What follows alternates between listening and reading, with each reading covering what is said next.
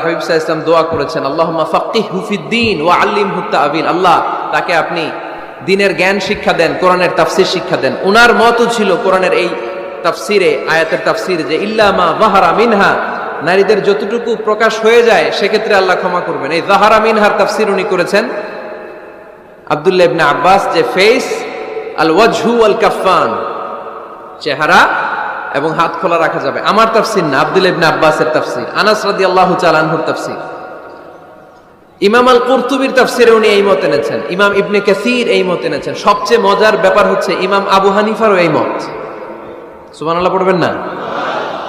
ইমাম আবু হানিফা আলাইহি রাহমা, উনারও এই মত যে নারীদের চেহারা এবং হাত এটা আওরাত নয়, এটা আওরাত নয়। আপনি আল আজহার ইউনিভার্সিটির ফিক একাডেমির খোঁজ খবর নেন, কিবারু লাজনাতু কিবারিল উলামা, ওনাদের ফতোয়া বোর্ডের রায় হচ্ছে